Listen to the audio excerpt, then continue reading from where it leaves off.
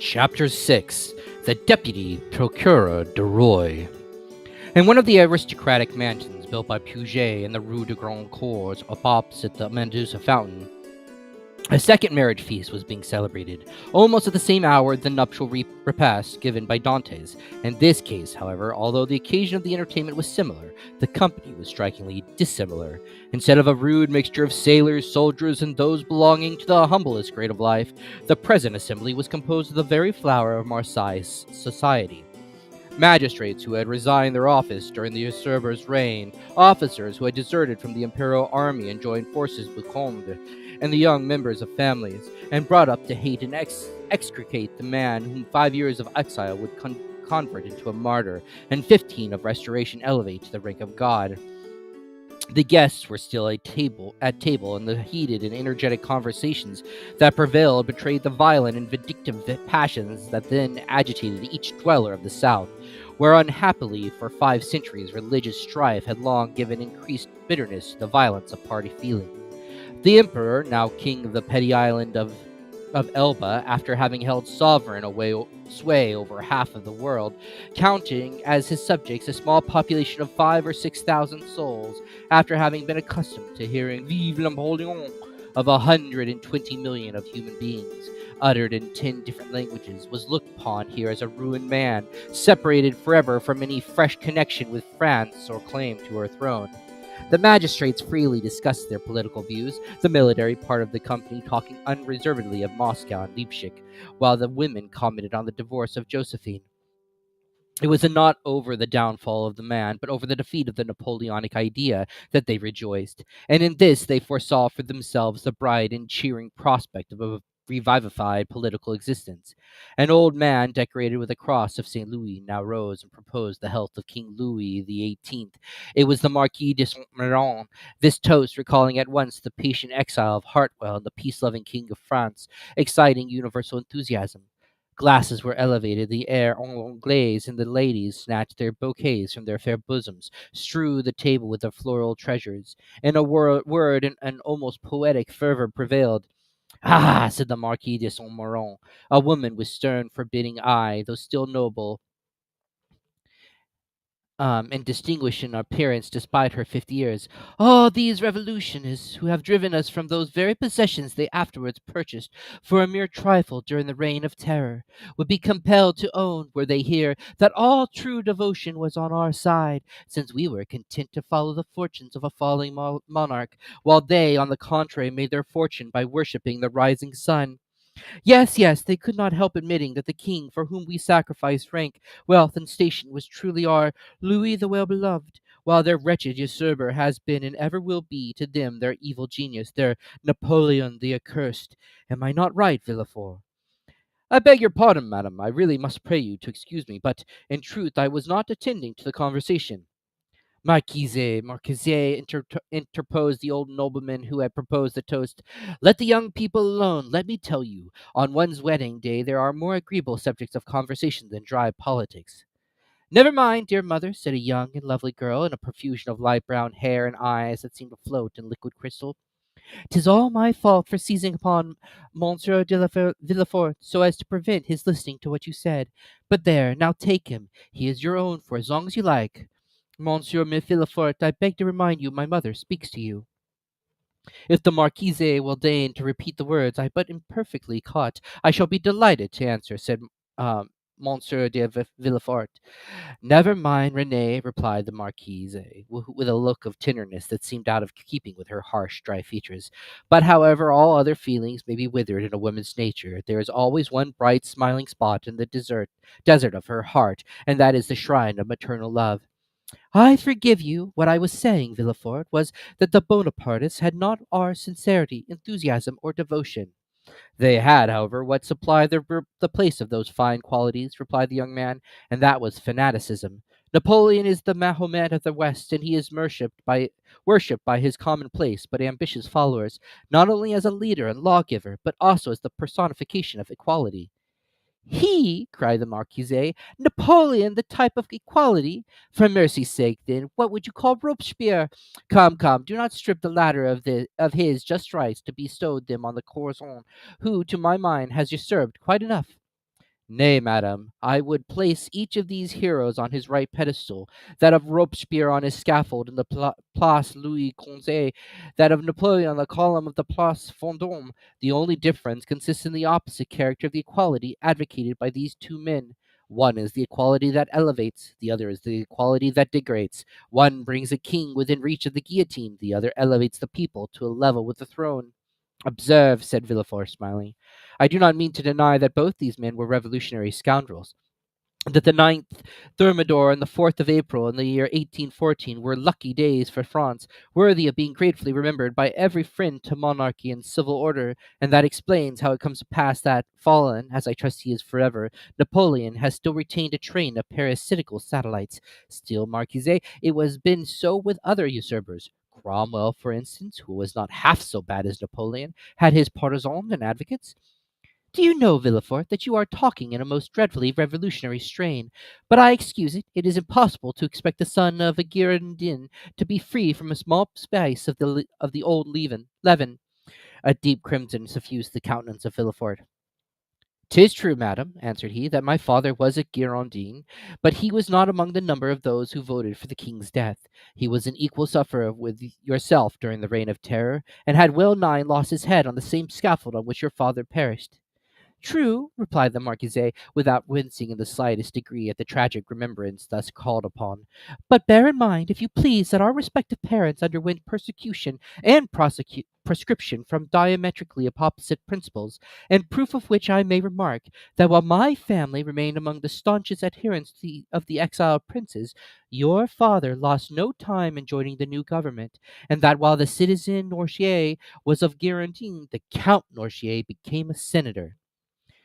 "Dear mother," interposed Renee, "you know very well it was agreed that all these disagreeable reminiscences should forever be laid aside."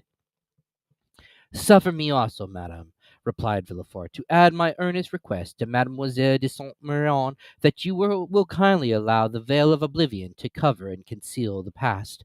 What avails recrimination over matters wholly past recall? For my own part, I have laid aside even the name of my father, and altogether disown his political principles. He was, nay, probably may still be, a Bonapartist, and is called Noirtier. I, on the contrary, am a staunch royalist, and style myself de Villefort. Let what may remain of revolutionary sap exhaust itself and die away with the old trunk, and condescend only to regard the young shoot which has started up at a distance from the parent tree, without having the power any more than the wish to separate entirely from the stalk from which it sprung." "Bravo, Villefort!" cried the Marquise. "Excellent, well said. Come now, I have hopes of obtaining what I have been for years endeavoring to persuade the Marquise to promise, namely, a perfect amnesty and forgiveness of the past." "With all my heart," replied the Marquise. "Let the past be forever forgotten. I promise you it affords me as little pleasure to revive it as it does you. All I ask is, that Villefort will be firm and inflexible for the future in his political principles. Remember also, Villefort, that we have pledged ourselves to his Majesty for your fealty and strict loyalty, and that at our recommendation the king consented to forget the past, as I do," and here she extended to him her hand, "as I now do at your entreaty. But bear in mind, you should have fall in your way anyone guilty of conspiring against the government. You will be so much the more bound to visit the offence with rigorous punishment, as it is known you belong to a suspected family." "Alas, madam," returned Villefort, "my profession, as well as the times in which we live, compels me to be severe. I have already successfully conducted several public prosecutions, and brought the offenders to merited punishment, but we have not done with the thing yet." "Do you indeed think so?" inquired the Marquise. "I am at least fearful of it. Napoleon in the island of Elba is too near France, and his proximity keeps up the hopes of his partisans. Marseilles is filled with half-pay officers who are daily, under one frivolous pretext or other, getting up quarrels with the royalists. From hence arise continual and fatal duels among the higher classes of persons, and assassinations in the lower." "You have heard, perhaps," said the Comte de Salvo, one of Monsieur de Saint Méran's oldest friends and chamberlain to the Comte d'Artois, "that the Holy Alliance purpose removing him from thence?" "Yes, they were talking about it when we left Paris," said Monsieur de Saint Méran. "And where is it decided to transfer him?" "To Saint Helena." "For heaven's sake, where is that?" asked the Marquise. "An island situated on the other side of the equator, at least 2,000 leagues from here," replied the Count. "So much the better, as "So much the better, as Villefort observes. It is a great act of folly to have left such a man between Corsica, where he was born, and Naples, of which his brother-in-law is king, and face to face with Italy, the sovereignty of which he coveted for his son." "Unfortunately," said Villefort, "there are the treaties of 1814, and we cannot molest Napoleon without breaking those compacts." "Ah, well, we shall find some way out of it," responded Monsieur de Salvo. "There wasn't any trouble over trees when it was a question of shooting the poor Duc d'Enghien." "Well," said the Marquise, "it seems probable that, by the aid of the Holy Alliance, we shall be rid of Napoleon, and we must trust to the vigilance of Monsieur de Villefort to purify Marseille of his partisans. The king is either a king or no king. If he be acknowledged as sovereign of France, he should be upheld in peace and tranquillity, and this can best be effected by employing the most inflexible agents to put down every attempt at conspiracy. 'Tis the best and surest means of preventing mischief." "Unfortunately, madame," answered Villefort, "the strong arm of the law is not called upon to interfere until the evil has taken place." "Then all he has got to do is to endeavor to repair it." "Nay, madame, the law is frequently powerless to effect this. All it can do is to avenge the wrong done." "Oh, Monsieur de Villefort," cried a beautiful young creature, daughter to the Comte de Savoie, and the cherished friend of Mademoiselle de Saint Méran, "do try and get up some famous trial while we are at Marseilles. I never was in a law court. I am told it is so very amusing."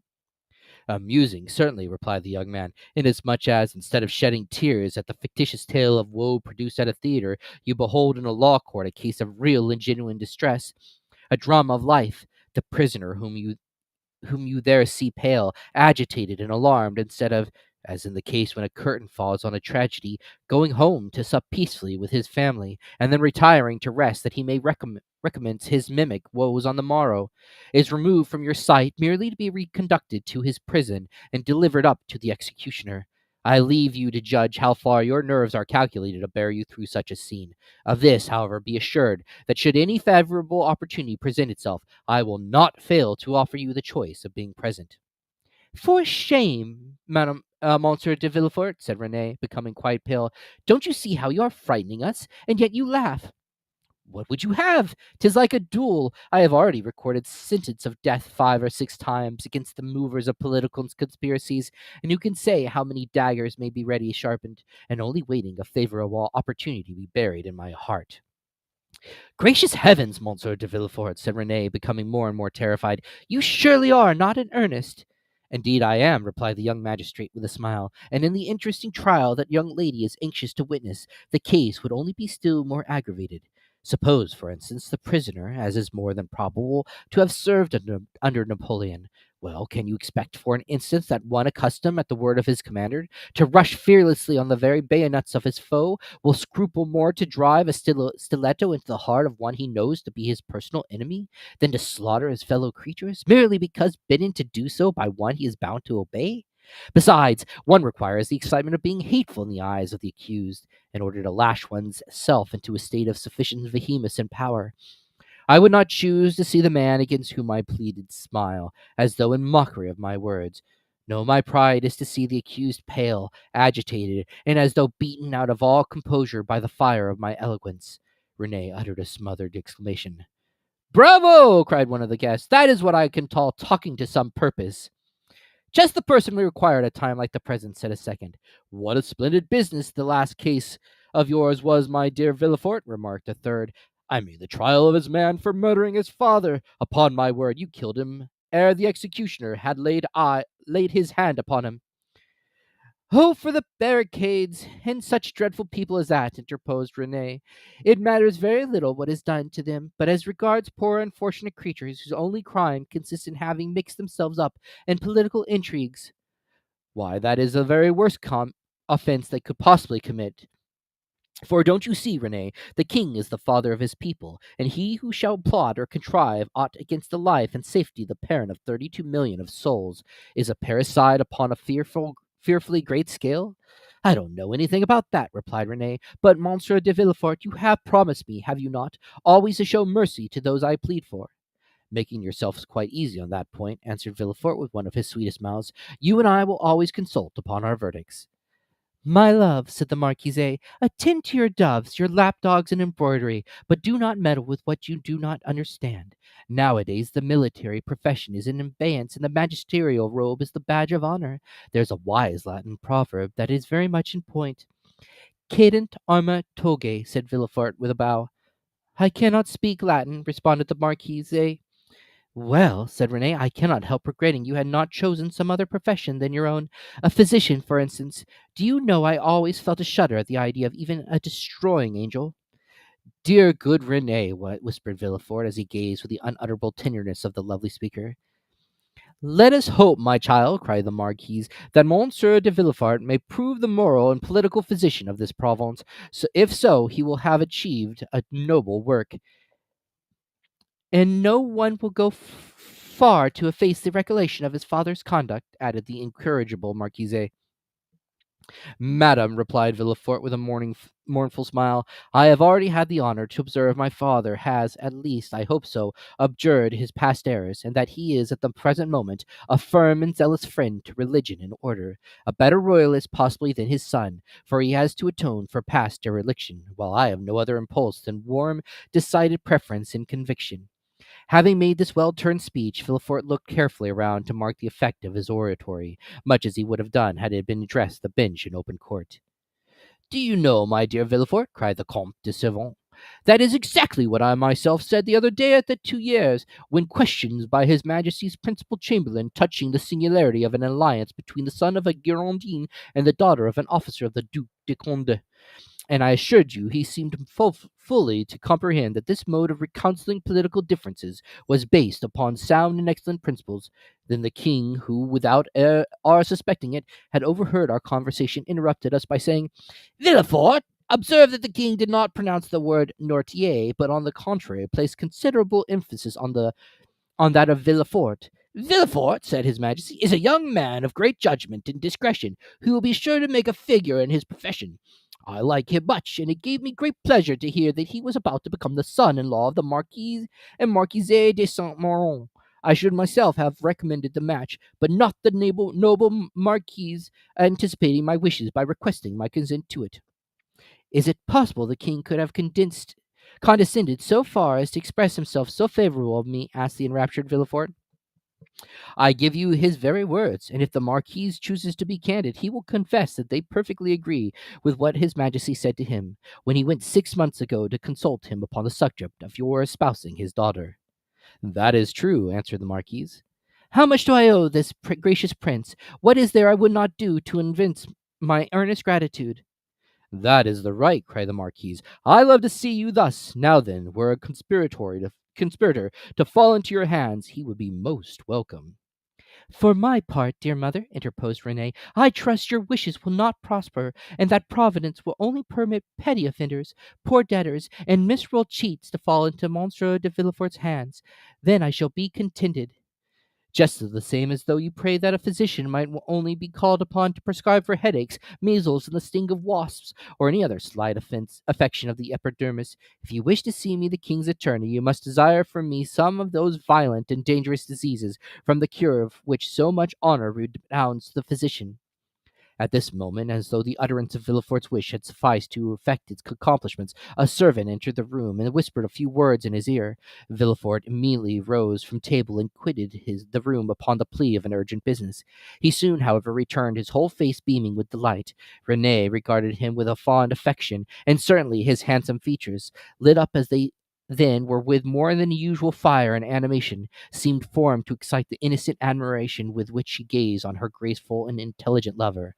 You were wishing just now, said Villefort, addressing her, that I were a doctor instead of a lawyer. Well, at least resembling the disciples of Esculapius in one thing, that of not being able to call a day of my own, not even that of my betrothal. And wherefore were you called away just now? Asked Mademoiselle de Saint-Méran with an air of deep interest. For a very serious matter, which bids fair to make work for the executioner. How dreadful! Exclaimed Renee, turning pale. Is it possible? Burst simultaneously from all who were near enough to the magistrate to hear his words. Why, if my information prove correct, a sort of Bonaparte conspiracy has just been discovered. Can I believe my ears? Cried the Marquise. "I will read you the letter containing the accusation at least," said Villefort. "The king's attorney is informed by a friend to the throne and the religious institutions of his country that one named Edmond Dantès, mate of the ship Pharaon, this day arrived from Smyrna, after having touched at Naples and Porto Ferraio, and has been the bearer of a letter from Murat to the usurper, and again taken charge of another letter from the usurper to the Bonapartist club in Paris. Ample corroboration of this statement may be obtained by arresting the above-mentioned Edmond Dantès, who either carries the letter for Paris about with him, or has it as his father's abode. Should it not be found in the possession of father or son, then it will assuredly be discovered in the cabin belonging to the said Dantès on board the Pharaon." "But," said Renee, "this letter, which after all is but an anonymous scrawl, is not even addressed to you, but to the king's attorney." "True, but that gentleman being absent, his secretary, by his orders, opened his letters. Thinking this one of importance, he sent for me, but not finding me, took upon himself to give the necessary orders for arresting the accused party." "Then the guilty person is absolutely in custody," said the Marquise. "Nay, dear mother, say the accused person. You know we cannot yet pronounce him guilty." "He is in safe custody," answered Villefort, "and rely upon it, if the letter is found, he will not be likely to be trusted abroad again, unless he goes forth under the especial protection of the headsman." "And where is the unfortunate being?" asked Renee. "He is at my house." "Come, come, my friend," interrupted the Marquise, "do not neglect your duty to linger with us. You are the king's servant, and must go wherever that service calls you." "Oh, Villefort!" cried Renee, clasping her hands and looking towards her lover with piteous earnest, "be merciful on this day of our betrothal." The young man passed round to the side of the table where the fair pleader sat, and leaned over his chair, said tenderly, "To give you pleasure, my sweet Renee, I promise to show all the lenity in my power. But if the charges brought up against this Bonapartist hero prove correct, why then you really must give me leave to order his head to be cut off." Renee shuddered. "Never mind that foolish girl, Villefort," said the Marquise. "She will soon get over these things." So saying, Madame de Saint Méran extended her dry bony hand to Villefort, who, while imprinting the son-in-law's respectful salute on it, looked at Renee as much as to say, "I must try and fancy 'tis your dear hand I kiss, as it should have been."